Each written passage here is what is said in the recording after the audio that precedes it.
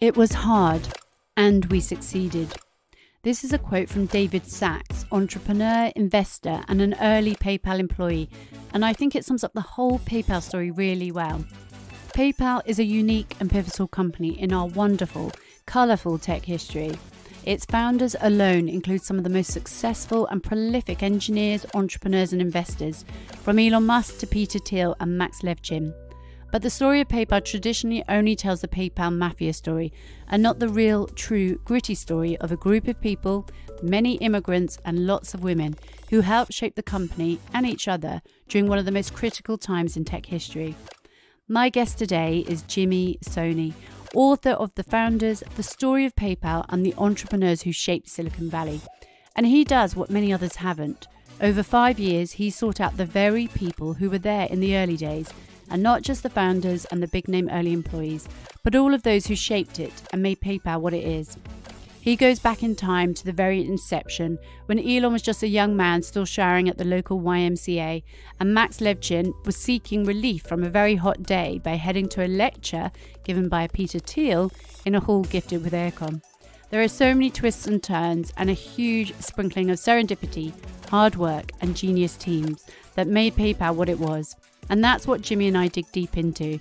In this interview, which I know you will really enjoy, is a fascinating story. You're listening to the Danielle Newnham podcast, where I interview tech founders and innovators to learn the inspiring human stories behind the game-changing tech we use every day. And here is my conversation with Jimmy Soni.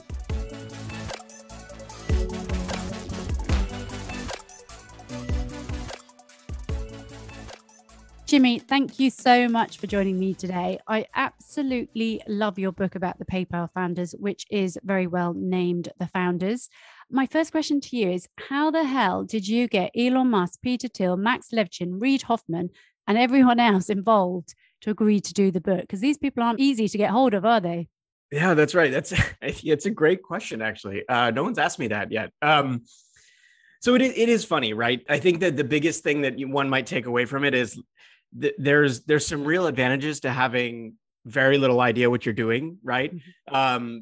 Because I was not someone who covered these people or wrote about them. You know, this is the first time in my writing where I've worked with subjects who are alive. Like, my subjects are all historical figures. And so I had written a book about a mathematician and engineer named Claude Shannon, and I had looked at the place that he worked, Bell Labs, which was this crazy collection of talent. And I just started thinking and going down Wikipedia rabbit holes about other collections of talent. I came to PayPal, and I had a friend Ryan Holiday, who had written a book where he had interviewed Peter. And this is the truth. I think it's the first time I've actually spoken about it. I sort of did it on a lark. I said, Ryan, I think there might be a book in the PayPal years. Could you, maybe make an introduction to Peter? Let's see if I could get the rock rolling down the hill. And Ryan was really gracious. He made that introduction, and I prepared like crazy and started to understand the dimensions of the story, but I was kind of casting a line before I knew if something would happen. And so I had, the chance to sit down with Peter, and my basic pitch is, I said, look, Bell Labs was this incredible collection of talent: Xerox, PARC, Fairchild Semiconductor, General Magic. And I feel like there's a lot of room to explore the PayPal years, particularly because the late 1990s internet was just such a crazy environment and so much being built and created. And I think that there's a wider story here than is understood from some of the retellings later. And then I sort of added this line. I said, it's like Lord of the Rings, but set in Silicon Valley. And he laughed. And, he actually told me, he said, for a while, I guess he had thought about doing a version of this story himself. And I had decided against it for various reasons. And I think a lot of what he wanted to explore was covered in 0 to 1 in the form of some broader principles and essays. He said, sure, you could do this, go ahead. And I said, well, I'll need time from you, but also, would you mind making just a few introductions? He was really gracious. He introduced me to Max Levchin, his co-founder at what was then called Field Inc., later Confinity, and later PayPal. And he made some introductions to others as well. And from there, I just realized I haven't actually thought about this in a few years, because that was 4.5, 5 years ago. From there, what I would do is I would daisy chain introductions. And so I would never really ask the same person for too much, because these people have enormous demands on their time. Like they don't, me using them as a switchboard operator is not a good use of their time. And so with Max, for example, there were a couple of people that he mentioned. And I think I had asked him for like one introduction, and then with someone else, maybe they mentioned somebody and I asked for an introduction. And then I supplemented that with just hundreds of cold emails. So I'll give you an example of what I did. And hopefully this isn't going into too much depth, but for the sake of understanding the process, at various points, people shared documents from these years, and I would get rosters, like company rosters or company birthday lists. And so what I did to make sure that I was being judicious is I went through and I do sort of three kinds of highlights. Like green, I've talked to them. Yellow, I've reached out to them. Red, I reached out to them and they said no. And then with everyone that was sort of a yellow, I'd reach out a couple of times to try to talk to them. And I just went down the line, and it didn't matter what role they were in. It didn't matter what role they played in the company. I just tried to reach out to as many people as I could. And, like cold emails are surprisingly effective. Like it actually works, and it gives you a much richer set of people who are going to be a part of the story. With people who are high profile, obviously you have to be a little bit more careful, and you have to describe what you're trying to do. It helped that in some ways that I wasn't like a traditional writer about these people, meaning I don't cover them. I actually came into this story kind of backwards, right? I think they thought, oh, how interesting that somebody wants to write history, but while we are still alive to tell it and shape it. And so I was able to then get, the necessary interviews and sit downs. And let me add one other thing, which is admittedly, like I'm writing about something that happened 20 years ago. And at this point in their lives, this is like a distant memory. It's actually funny. They gave me a little bit of grief about it at the beginning. Almost every person I interviewed who is in Silicon Valley today, who works there and is some kind of, big figure, would say things like, how curious that you're interested in these old stories, right? Like it's almost like taking a dig. And I'm like, oh man. But then I would say, look, I think this old story still casts really long. It has a long arc and it's not over. And they got it, I think. And the other piece of it that's important is I wasn't trying to tell a story of one person. I was trying to tell a story of several hundred. And they knew that one figure wasn't going to tower above the others, that this was actually this really interesting collection of people. And I think that probably made it a little easier. But the honest short answer to your question is luck and shoe leather and a lot of cold emails. I didn't actually realize any of that. I didn't know that you reached out to Peter first. I would have thought he'd have been the hardest. So it's quite good that you had an inroad there. Here's the thing though. I told a friend the other day, and I'll share it for you. I was waiting for someone to say no. Like I was really actually anticipating that at some point somebody would say like, nah, I don't want to do this. And they'd be a significant enough figure that if they weren't interviewed, it would be a problem. And so it was interesting to me that it happened at all. I did it almost entirely on a lark. But what's also interesting is the people that you might have thought have said no were the ones that probably said yes first. Because I always find that once you get certain people on board, that's it, you're free rolling. But also the other thing about writing this book is I would imagine some of them are nervous because books have come out in the past and don't always tell the full truth. So the fact that you went to I know you did like 270 interviews over 5 years. It was really thorough. I know Elon Musk said on Twitter the other day that you asked really good questions as well. And I thought, well, I hope you update your LinkedIn with that little number because that's the best compliment you can get. I appreciate it. And I appreciated his comments as well. They meant a lot because I did pour myself into this over the course of a very long period. And I suppose, it's always hard to sort of look at your own work and like, why obsess over this, right? Like my friends definitely got frustrated and would say things like, you can dial it back a bit. And I really love the work of people like Robert Caro. I really love the work of people like Candace Millard. And when they write histories, they turn over every page and they read everything they can. And they interview other historians who write about this period. So this is going to sound a little funny, but I'd always ask myself, like, I would always sort of like have this anxiety, like a serious imposter syndrome. And I was always say to myself, like, somebody else really should be doing this project. Like this project is not my project. It's someone else's. And then I would say to myself, like, if Robert Caro were attacking the PayPal story, what would he do? And the answer is he would simply get crazily obsessed and try to find every scrap of paper and try to find every single nugget and try to understand the story from all dimensions. And so I would just wake up every day and kind of do what someone else who was more qualified would do. It's like an imitation, right? So it's learning by imitation. And so like a great example is I was given several gigabytes of email from this period.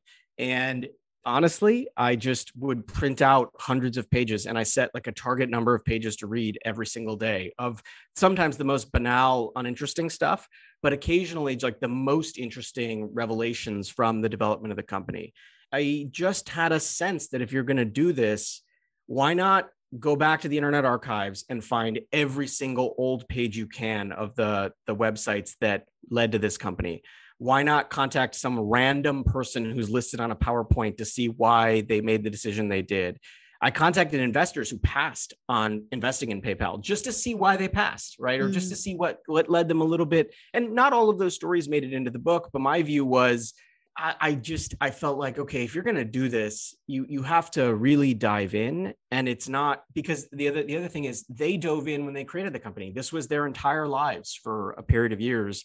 It felt like it was some sort of like almost like an injustice to the story if you don't attack it with that same sort of rigor. And look, I'm glad to see that shines through. I hope it does. And the other piece is if you do the history the right way, you're also leaving clues for future historians, right? And so you're leaving clues for the person who comes at the story 30 years, for 50 years from now and decides to revisit it. And that's why like my endnotes are such a big part of the book is I want to leave a little trail in case someone else wants to explore this period or do something with it. So all of that. Now, none of that is like, I didn't have any kind of grand plan. I hope I've conveyed, I made it up as I went along, but as soon as I had some of the key players on board, I really thought, okay, let's go back and really understand what the late 1990s internet was like. Honestly, I think you've put such a rich amount of story in there. It's not a light read, and but it's very rich in all the different kind of stories and all the different players. And that's one thing I really wanted to make a point about. Even from the front cover, you include some of the women from the early days. And that is so like an absolute stark contrast to what most of us have seen in traditional press when it's always called the PayPal mafia and it's all these men in suits. And I really appreciate that you did that because there's a lot of different people that would admittedly be part of this whole PayPal story but won't have been interviewed. And I've heard you say before that some of the people you interviewed, they're like, no one's ever asked us, like no one's ever contacted us, which is incredible, really. So thank you for writing such a rich history of this time, which was an incredible time. I actually reached out to Ken Miller, who's somebody that worked on the early PayPal team. He was in charge of looking at anti-fraud. And he talks about how many near-death experiences the company had. So I want to dig deep into those in a minute. But before we get to that, I just want to, because you've done such a great job with the history, I want you, if you can, to paint a picture of I know they're not the main characters, but for me, the people that kind of stand out the most who were instrumental in setting up both Confinity and X.com is obviously Elon, Peter, and Max. Could you give a little background on each of those, just so people get an understanding of what they were like at this time? Sure. It's one of the joys of writing this project is that I was able to basically ignore everything that happened in their illustrious lives after 2003 in some way. So there are three figures who form the opening sequence of the book, and they are, I assume, or I imagine, are going to be familiar to your listeners. They are Elon Musk, Peter Thiel, and Max Levchin. And I'll just go sort of in roughly that order. When you meet Elon at the beginning of my book, he is actually a college student who has decided to take an internship at a bank in Canada called Scotiabank. I began there because it's the first place that he's exposed to the financial services sector. And he's not there because he's actually interested in finance. He's there because the person that he's working for is this brainiac scientist meets political person named Dr. Peter Nicholson. And he read about him in the newspaper. He and his brother did a lot of cold emails themselves in the day, or cold phone calls, as it were. And he got a meeting with him. And Dr. Nicholson was impressed by the brothers and offers them a spot on an internship on the Scotiabank team, and Elon takes it. Across the different time, Peter Thiel has decided that he's going to become an investor And at first, he's a global macro investor, but makes some small bets on startups, which are the mid and late 1990s, all the rage. And he's making, bets here and bets there and finding, meeting founders and going to events. And at a class he's teaching at Stanford, he meets the third sort of big figure at the early part of the story. He meets this fresh out of University of Illinois graduate named Max Levchin. They meet and have breakfast, and Max pitches him on a few ideas. Max has had some, he's sort of cut his startup teeth during his university years. He built a few companies. Most were failures. One had a small exit, and it gives him enough breathing room to come to Silicon Valley, which is this place that's abuzz with that kind of talent, young, engineering oriented, really ambitious. He is living quite modestly when he meets Peter, but Peter sees something in Max, invests $100,000 in the form of a bridge loan, actually, which had an interest rate. Funny enough, I found the interest rate in the S1 document of the company when they filed to go public. I actually wonder if Max ever had to pay interest. That's funny. You should find out. So he makes this investment, and Max, they go through one CEO transition, and Max realizes, Peter brings to the table a lot of the knowledge that Max doesn't, about business and about hiring and about, I would say, actually an intuition about people and recruiting and about how to tell the company's narrative. What Max wants to do is write code. He wants to build the company's products and write code. And so he brings Peter on to be CEO. And, it's important for your listeners. It's, I had to do this for myself. It's really hard to divorce the people they are today from the people they were back then. When Elon begins X.com, he has had one startup success. It's with Zip2, which sold the compact computer. So he has some funds, but he feels like he hasn't achieved in technology what he set out to achieve. Like, he feels like the internet just has so much more potential, and he wants to keep doing things on the internet. Peter got turned down for a Supreme Court clerkship, became an investor, and, he hasn't really broken through. He's done some things, he's had some success academically, but he's sort of figuring himself out still. And Max Levchin is fresh out of college. These are not people who had it all figured out the way I think some of us would imagine they do today. I wanted to write about the period where they were figuring it out. And so that's where the story begins. It's really fascinating. And this is why I do these interviews, actually, because I'm really interested in the backstories. There's a lot to be said about success and how it happens, but no one really goes that far back. So I really enjoyed that part of the book. And one of the things that I thought was unusual, and I know Elon has talked before about showering at a YMCA, but when you talk about that time when he was building Zip2 and he slept in the office, which I think has stayed with him, and he showered at the YMCA, he also had a scholarship and was having financial aid at Stanford, which is something that he was concerned about losing when he then deferred his degree to start the business. And I just wonder, I don't think people have that understanding of him, that he wasn't always in the money. I know it was within a very short period of time, Zip2 was a huge success and they sold it. And he netted $22 million sale, from the sale. But really, it hadn't been that much earlier where he didn't have much money. And, what's also interesting is how many immigrants kind of came together. And you said earlier about Xerox PARC and Bell Labs and some of these kind of places where groups of people came together. And it seems like with this, Confinity and X.com, we had a group of people come together who were super smart. I think most of us know that Elon Musk and Max Levchin and Peter Thiel are smart, but I don't think we understand how smart. And these people came together at a time when the internet was just about to fly. Of course, not long later, it then crashed. But can you tell me about that? So they grew the companies at the same time. I think it was just a few months. Go on, sorry. Yeah, just on the point about the graduate school thing, because I think it's actually important, and I'm glad you picked up on it. This is actually an underappreciated element of this early part of Elon's life. I went back and I found this this interview that he gave with the University of Pennsylvania Gazette or something, and he was talking about his first startup success. It's kind of remarkable because we think of him today as this huge risk taker in business who is placing these world historic bets on some of the things that he is working on, whether that is satellite technology, space logistics, electric vehicles, infrastructure, whatever it might be. He was conflicted back in his start about setting aside a Stanford graduate school acceptance along with financial aid to go and start an internet company. It was a real risk, and it was a real moment of, what do I do? How do I do the things that I want to do in the world? He had applied and been admitted to a very prestigious program. And again, this is Stanford University.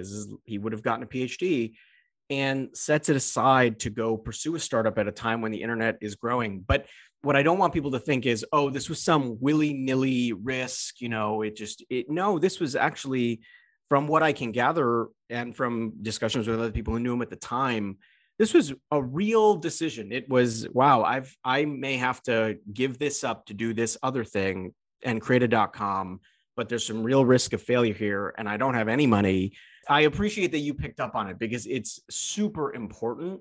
And it's the kind of thing that, it's so hard to pay attention to when obviously his life today looks markedly different, but there was real risk here and a real sort of okay, let's see what happens. And in fact, he's told by the person at Stanford, like, all right, I bet we'll see you in a few months, right? Or something to that effect.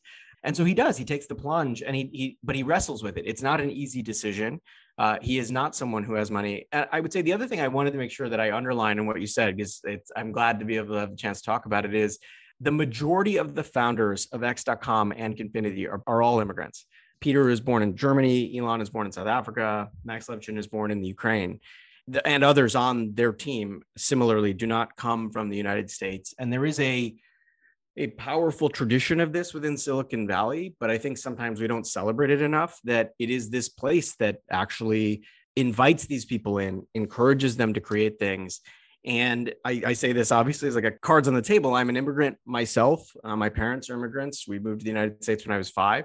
There is something about that is powerful. And in the end of the book, David Sacks does say, he said, his quote to me about it was, immigrating is the ultimate entrepreneurial act. You choose to leave everything behind and start entirely anew. And I thought there was some real power in that. There's something there that is worth celebrating. And obviously you have a broad audience that's from around the world, but there is something about leaving one's roots, going to a new place and beginning that is sort of there. There's an echo there in what entrepreneurship is as well. Absolutely. I talk about this a lot on the podcast, actually. And I think that there is such a strong link. I mean, you could literally do a whole podcast on immigrants that have become entrepreneurs, and so many traits that, had to be kind of built up as a result of moving, like you said, and leaving everything behind. So I'm glad you clarified there. And I think with Elon, it's very easy to kind of look at what he's achieved and actually not go as far back, even to his time in South Africa, which I think, when you learn more about it, he didn't have the easiest time, shall we say. But so he did do Zip2, and he did very well and got 22 million out of it. But what's another interesting fact is, I think it was only a month later that he started X.com. He didn't just sit there, in his 20s and think, well, I've made it. He cracked on straight away. But in terms of the two companies are started within a few months of each other, and they're working at a frenetic speed. Can you tell me a bit about the culture of kind of both startups at that time, and how each company kind of evolved before they kind of met in the middle? Yeah, this period is most of 1999 and early 2000 is when the companies are coming into being. And I hope I described it vividly, but I'm not sure anyone could accurately capture just how intense and insane this period was. There are real sort of internal fights about what X.com should be. There's some wrangling within Confinity about what they should be.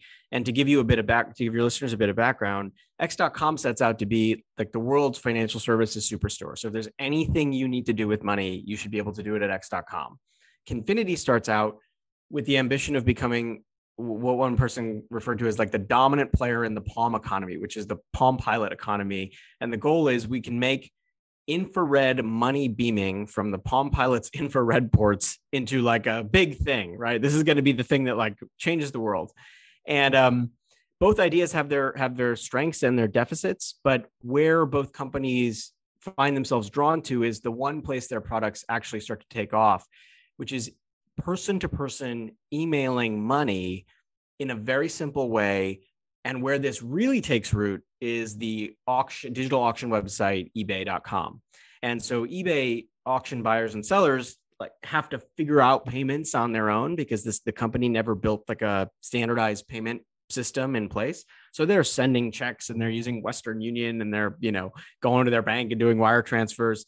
And into that chaos steps these two companies who have built a fairly lightweight mechanism to transfer money from one email address to another, meaning I could enter your email address in and send you $10. This doesn't seem like a big deal to us, right? But you have to go back and remember, most people don't have their finances online at this time. People have only just gotten email addresses. The internet is still largely done through dial-up modems. Like, this is not the age that we live in where like my phone could do pretty much everything in my life better than I could, right? And so there's a way in which these companies are at the vanguard of digital payments. They're not the only players in the space. But what happens is they do a few things to goose their growth on eBay, including giving away bonuses. Now, the thing about giving away free money is anytime you give away free money, right, you're going to attract a lot of people. And so in late 1999 and early 2000, X.com and Confinity are growing at an unbelievable pace, compounding percentage points every day, not every month, every day. And the growth is exponential. And that's not like boastful adjective. It's actually exponential in the mathematical sense, where they're growing at many, many orders of magnitude every day.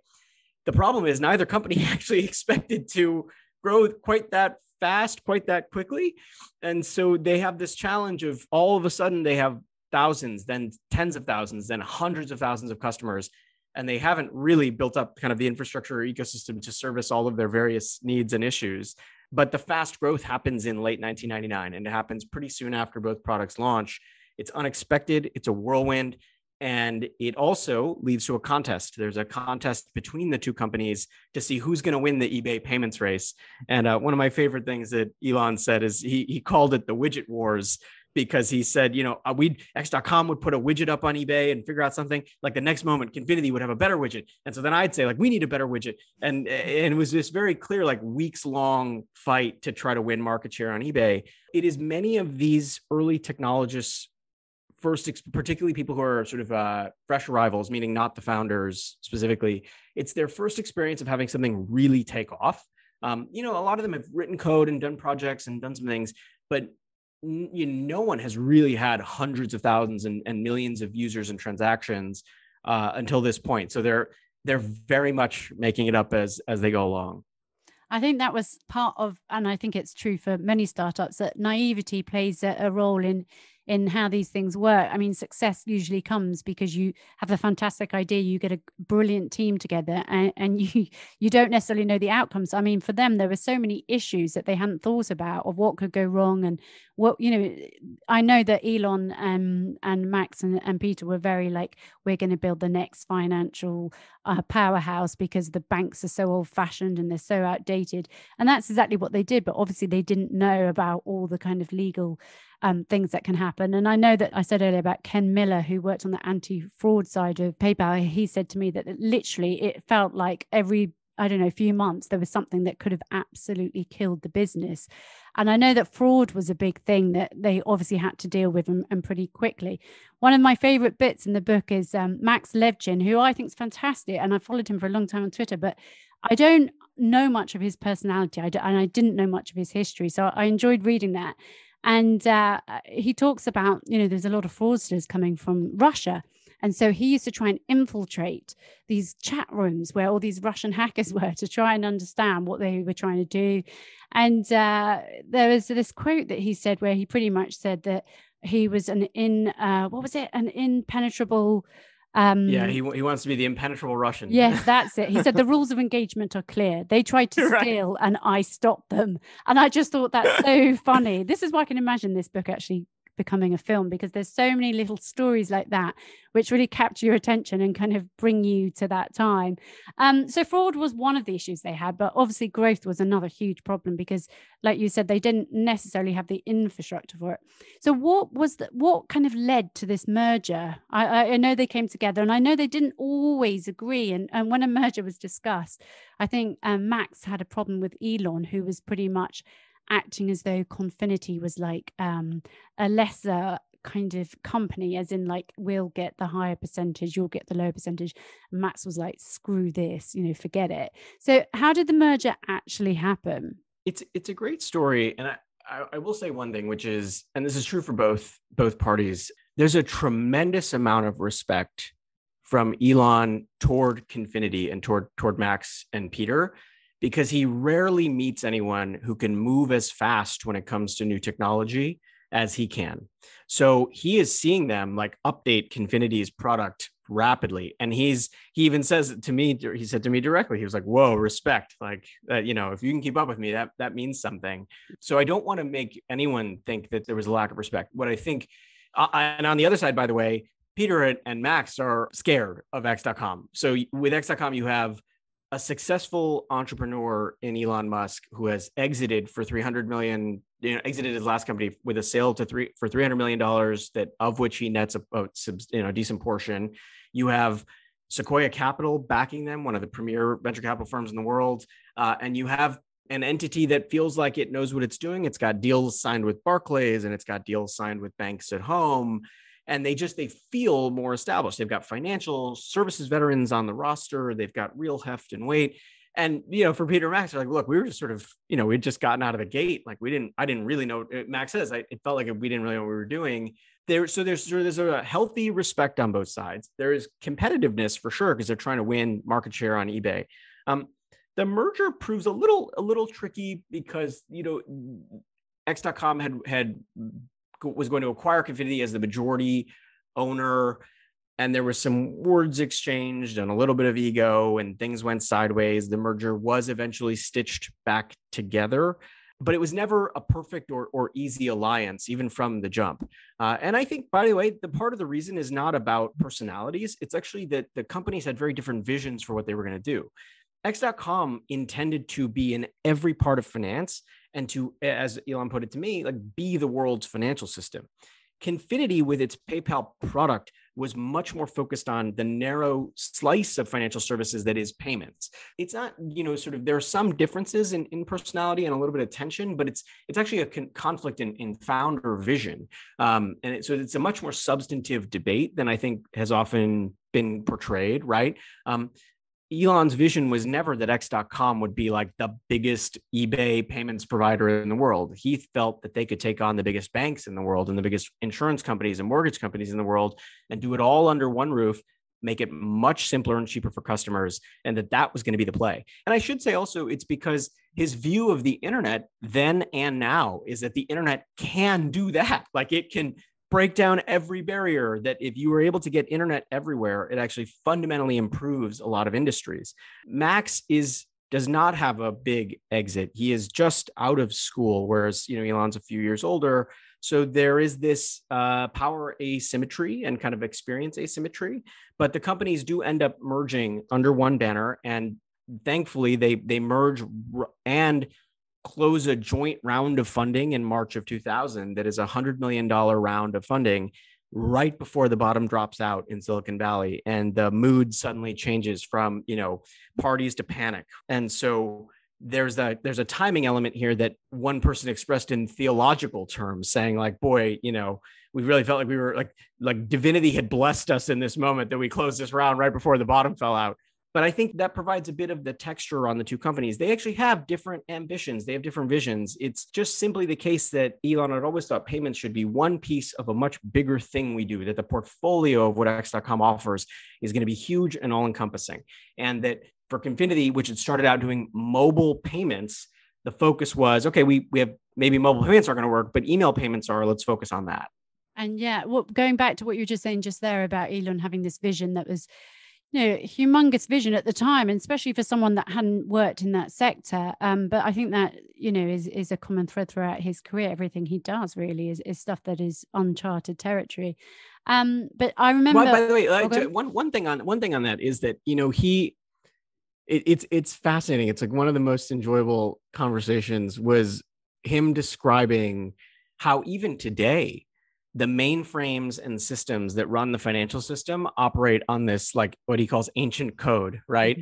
And he's not wrong. And there is something powerful about the idea that in spite of everything that he has going on in his life, and he had one internship at a bank, he could see two things. One, that the internet was going to make it harder to justify the fees that financial institutions charge for everything they do, because the internet was going to make a lot of systems move faster and much more cheaply, because you could transmit in bits what used to have to transmit through atoms, right? And that it wasn't going to cost as much. And the second thing that he could see was, boy, you're really going to need to upgrade the code that was written in like the 60s and 70s and 80s in these old institutions. He had that vision at a time when most Americans were signing on to the internet through dial-up internet. I think people underestimate the degree to which he's thought through the technological underpinnings. And, he joked with me about the COBOL code that underlies a lot of the banking architecture in the world. And I remember something like, he's like, oh, I pity the people who have to maintain that code. And it was just a really funny, it's not in the book, but it was really funny. He's like, I pity the poor people who have to maintain that code. Boy, that must be so hard, right? Because he's really thinking about it at that level, meaning the systems themselves need an upgrade. I was going to ask you actually, because I've heard you say before that you've got like hours and hours and hours of audio of obviously doing these interviews. Are you going to do anything with the bits that didn't make it in? Are you going to, I wondered if you could do even like a podcast series where you talk about, the whole PayPal story and include these snippets. Do you think you'll ever do that? I've thought about it. And to be fair, I was talking to these people about a very narrow 4-year portion of their lives. So it wasn't like I was like, I have time with them, but I wasn't there to write a biography. Ashley Vance had like 10 or some odd 20 interviews with Elon, spent a lot of time with him. So I want to attach a disclaimer. I was there for 4 years and we talked very rigorously about those years. And I learned a lot. A lot of what I learned was through paper and through old emails and, just browsing around the Internet Archive. It's a really good question. I have a lot of audio and cuts across a lot of people. Some names people have heard of, some they never have. But I always treated my interviews as conversations, and it would feel a little funny to me to do anything too big with them, mostly because, we would go down like random rabbit holes and they would think out loud. And there's a way in which like that maybe is better just for like my consumption as opposed to public consumption. But I was very careful. So here's the thing, right? If you didn't have context for a certain clip of audio, let's say that I had with Reid Hoffman, there was no context and I got you to like minute 36 of an interview, you might think something that he said like makes no sense. Yeah. Except that if you didn't have like the first 35 minutes and if you hadn't read like everything that I had read in advance of it, you might miss something. That's why in the book, what I often do is I try to dial the lens out and sort of like let's take a step back. So for example, Elon has this critique of banking. So I went back and looked at like how the Wells Fargo website worked in 1994. And I found this amazing document that showed that, they had put up a website, but because they had used really big images and people had really slow dial-up internet, it took a really long time to load up the website, right? And you actually couldn't do anything on it. There was like promises made of future services, but there was no actual service provision. I tried to provide context so that I wasn't just getting their account of things, but was always trying to think about, okay, how does somebody see this? So for example, I would go on these old message boards where users were just savaging PayPal for like, they didn't give me my money, I didn't get my check, these people are a scam. So I always tried to provide some context. And I think some of that context would be lost if you just listen to the audio. Yeah, you're absolutely right. I think that was the other thing about the book. There is so much context. I really feel like I went back in time and was around at the time it was going. And I do remember PayPal. And I do remember like one of their great marketing ploys was to give you, I think, for us, it was £5 or £10 to get you going on it. And everyone did join up. So I guess that was one of their clever marketing ploys. But a few more questions before we go. I wanted to ask you about, there's a particular point in the book which I didn't even know about, but Elon had become CEO. Peter Thiel had stepped down. Somebody called Bill Harris, who had been CEO, he'd been ousted, and Elon becomes CEO. But then it wasn't too much longer. He was going on honeymoon, which obviously should be a joyous occasion. And for someone like him who's working around the clock, this was rare that he took time off. And he got ousted and he found out about it. And he wrote a letter to the team and he said that he was so sad that words actually failed him. And he commented on the fact that he had given every last ounce of effort and that the PayPal team were like his family. And I just wondered, like, we don't really hear about that side of Elon. We hear about, in the press, we hear certain sides about him and how, aggressive he is in getting things done and how he sets unrealistic deadlines. And, he gets pulled apart a lot in the press. I just wondered if you could talk about, the more kind of human side of him and how he felt about PayPal and what it meant when he was ousted.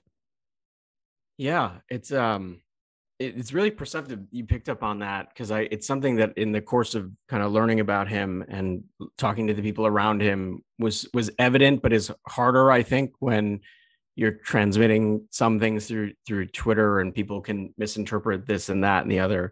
It's almost tough to describe, but I would begin with the following, which is he cares so much about the companies that he builds and works on. And I don't say that lightly. I mean, invests mind, body, and soul, and has for now decades, right? I wonder if it's even possible to describe the level of commitment. But there was a really interesting essay from a writer and obviously a Silicon Valley venture capitalist, but this was in his capacity doing his blog. Sam Altman wrote this piece where, and I'd have to dig it up, but he had this piece where he talked about walking around with Elon at the SpaceX factory floor or something, and looking into his eyes and seeing him explain what the vision was. And Sam says something like, "This is what conviction looks like," right? So I would say that there's nothing that Elon has built in his life, certainly in the period that I was studying, where he didn't give of himself entirely. And he is ousted. It's a disagreement about, again, a founder vision disagreement. It's a difference of opinion around naming and branding, as well as technological architecture. He is on his honeymoon.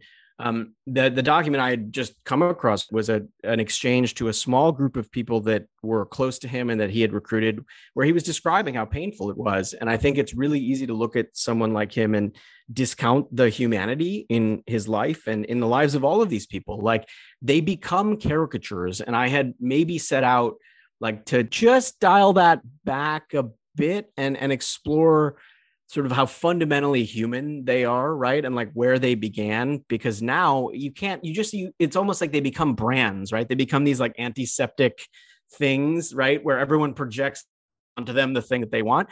But you do forget that there's pain and loss and real difficulty that they've all experienced in different ways.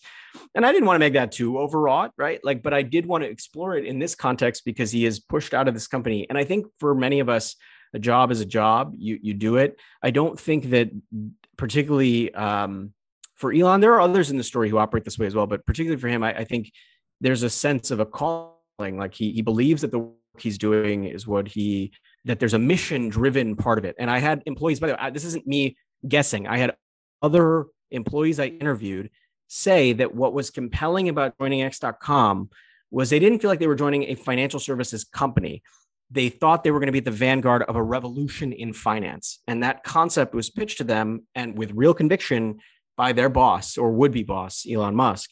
And so I think that's something that's easily lost, is this unbelievable level of commitment. And I think that is matched with, that kind of commitment, I think by definition engenders emotion and really powerful emotion. I'm reading a book right now about the pre-war days in England. And it's a description of Churchill and the kind of people he had around him at the time.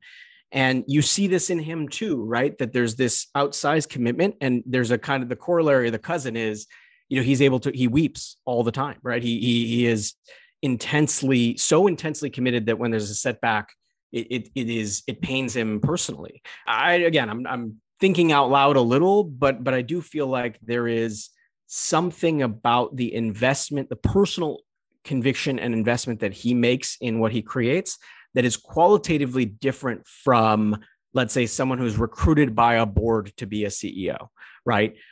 It is why in the middle of my longest interview with him, he had talked about how founders, he'd meditated on the idea of a founder. What is it to be a founder? And he has this little soliloquy about a founder is a creative force. And I think, again, I had put him in the position of having to reflect on himself, right? But there is something about that commitment that I'm glad it shined through. It was a painful moment. Now, what's even more powerful is that it isn't long after this moment that he picks himself up, and starts to build what becomes SpaceX. So the truly remarkable thing, I think, is the end of chapter 14, when this person has gone through so much in these years and is just, okay, I have what I want to do. I'm going to go do it. And there's a level of just intense conviction around that I found, certainly worth sharing with the reader. It's why the last page on that chapter ends in Omelek Island, just off the coast of Hawaii. It's a truly powerful moment because remember, at that time, if he wanted to hang it up, if he wanted to retire on a beach, he could have. X.com was sufficiently well along. He could have said, I'm done with, palace coups and the hurly-burly of a startup, but he commits to his next venture almost right away. Let me make one other point. I realize I'm going on at length, but it's a pretty powerful moment. In many places that this story has been written, the people who hosted Elon are given the floor. Most of chapter 14, I give over to the people who Elon recruited, who thought very highly of him, were very disappointed by what had happened, today are counted as among some of the leading lights in Silicon Valley. What I think people miss about this period is that one of Elon's contributions is finding talent and then just being relentless about pulling them into his orbit. So one of the people he hires, Roelof Botha, is basically fresh out of business school. Elon has to make multiple attempts to recruit Roelof Botha to join X.com. And today, Roelof obviously runs Sequoia Capital, right? Again and again, I found this. And Eric Berger, by the way, who wrote the book on SpaceX, also found this, that one of the things about Elon's leadership is this sort of when he finds talent, he just works hard out to recruit. And the people that he recruited at X.com at that time, I felt like many of them never got to share how upset or frustrated or disappointed they were. But again and again, I heard from them. They said, look, they were excited about the company's future. They were disappointed that Elon was no longer going to be CEO, and they had to reconcile those two things. Thank you for sharing that. I do think it's important. And that's one of the things, the overriding thing about your book is that you share these human side of founders that, like we've said before, are often portrayed in the press and people believe that's what they're actually like. So I appreciate it. Obviously, the company does extremely well. Unfortunately, after he's gone, Elon moves on very quickly and does have huge success, as we know, and most of the other kind of founders. And we haven't talked yet about a lot of the people that worked at PayPal that went on even to found YouTube. There's just so many. But one of the things that's important is that obviously they did have a successful IPO and they were acquired by eBay for, I think it was 1.5 billion. So it's a huge success story. And even though there's loads of times where they thought that literally the company was going to die, they rose from the ashes and obviously went on to be huge successes as people as well as the company. I'm conscious of time, so I just ask a couple more questions. One is, I felt you captured the early days of kind of a fast-growing startup, which could have easily so easily failed, and instead it innovated in many different areas. One of the quotes early on, I think it was from David Sacks, was "It was hard and we succeeded," which I thought was a great line, which could just cover the whole story really. But I want to just bring in, there was an interesting thing that I wasn't expecting at the end of the book, where you tell the story of Chris Wilson and Stephen Edwards. And I was trying to think, like, when you started telling the story, I was thinking, what? Where's he going with this? Why am I in Baltimore in a prison? Yeah, I was thinking, I think this is for another book. So I just wanted to ask you, can you tell me a bit about that story and how it relates to PayPal? I'm glad it threw you for a loop. I actually did. I wanted to throw people for a loop. I was hoping it ended in a different place than where it started. So they have this big success, as you mentioned, and within a few years, by 2007, this moniker has been attached to some people in this group. It's the PayPal Mafia, and famously, there's a Fortune magazine, famously or infamously, depending on who you are. There's a Fortune magazine cover shoot where this photo is, they style 13 or so of the people as mafiosos. It's on the cover. There's a big story within Fortune magazine. This story cements a certain kind of interpretation of a few of the people in the story. As I point out in the book, it's not representative. And frankly, it leaves out hundreds of people who actually built the company. There are some people who have misgivings about the whole motif, the setup, everything. And I try to document those as well. what the magazine cover, where the magazine does find an unexpected place is in a Baltimore prison in Jessup, Maryland. So here's the reason I did this in some ways. I had seen mentions of the PayPal mafia in different settings abroad and in the United States. People would always say like, well, could there be a Google mafia, or could there be a this mafia, that mafia? You know, in Kenya, there was like this one person said we're after the success of Kopo Kopo, he said we're trying to build a PayPal mafia of East Africa, right? So you have startup ventures around the world where people emerge from those having succeeded and say like, well, how do we build a mafia? What's the playbook? And so I had enough of those. I'd collected a lot of those. I thought maybe the ending of the book would riff on this concept of this group. But then I had met years before I started this project, a gentleman named Chris Wilson, who was convicted at age 16 for murder and spent over a decade behind bars before being released at 33. He had turned his life around in prison. He had learned multiple languages. He had earned 2 degrees, I think. He had built a small business within the prison that was donating all of its back to prison welfare fund. He had read hundreds of books. Chris is one of the best read people I know. He'd learned Mandarin. He'd learned several languages, actually. And he had shown that he had improved his life and paid his dues to society. And a judge granted, paroled him, and then he was able to be released. I connected with Chris just through mutual friends. And what I didn't know about Chris is that inside this prison, inside the Patuxent Institution in Jessup, Maryland, Chris Wilson and his cellmate, Stephen Edwards, were actually amateur experts on the PayPal story. So all the articles that I had read about PayPal, they had read too, because Stephen's family had gotten him a bunch of subscriptions to business magazines, and they became obsessed. They became obsessed with the mafia cover photo. They put it up on their prison wall. Then they assembled a packet of all the articles they could find and used it as like a guidebook for a course they taught inside the prison about the PayPal years. And like, I was scratching my head. I was like, there's no way, there's just no way. But it all proved true. They became obsessed with the idea that a small network of people who had nothing, who started with nothing, including many immigrants who had nothing, could go on to achieve such great things in the world of technology. This was particularly true for Stephen because he actually learned to write code. He wrote code on pads of paper inside the prison. And then eventually they gave him access to a computer and he became essentially like the systems administrator for this prison. They both were released. They had both built these incredible lives.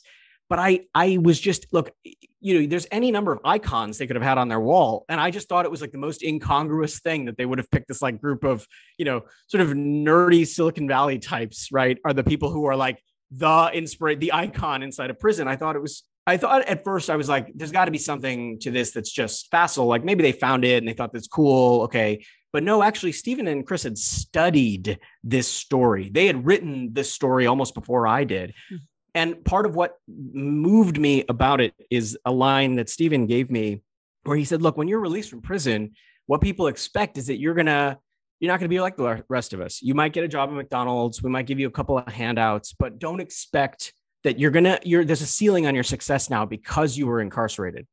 And he said to me, business is the only place where there's no ceiling on your success, and he would sort of describe it. He said, you can earn the products and services you build and create are the only ceiling on your success. So if you provide good products and services, you can succeed.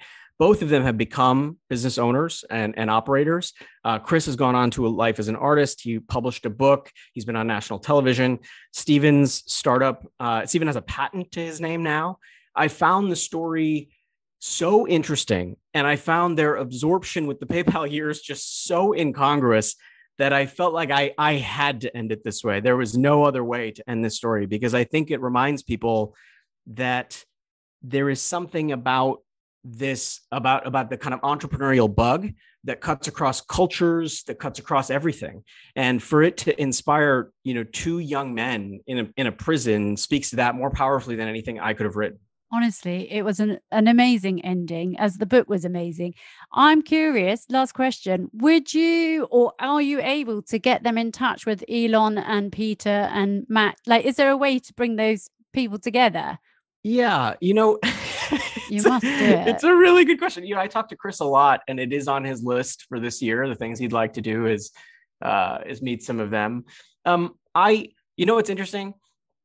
I'm sure I could do it. I also, birds of a feather flock together. I think they will find a way to meet whether I intervene or not. Because I will say that the interesting thing about interviewing Peter Thiel or Max Levchin and then interviewing Chris Wilson and Stephen Edwards is that for all of the differences in their life, the instinct around hustle, around creativity, around building things is entirely the same. And I would say that's true for any of the people that are in this story. What is so interesting about spending time with them is that instinct is there. And only because I'm an outsider, I can sort of see it, where I see just the way they interact with each other.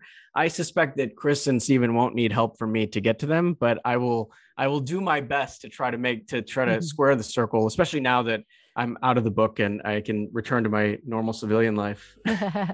Thank you, Jimmy. I really appreciate it. I think the book is brilliant and it's incredibly inspiring. And I think that anyone that reads it will get a full understanding of not only what took place, but what can take place in the future. Thank you. I really appreciate it. Thank you, Danielle. This was great fun.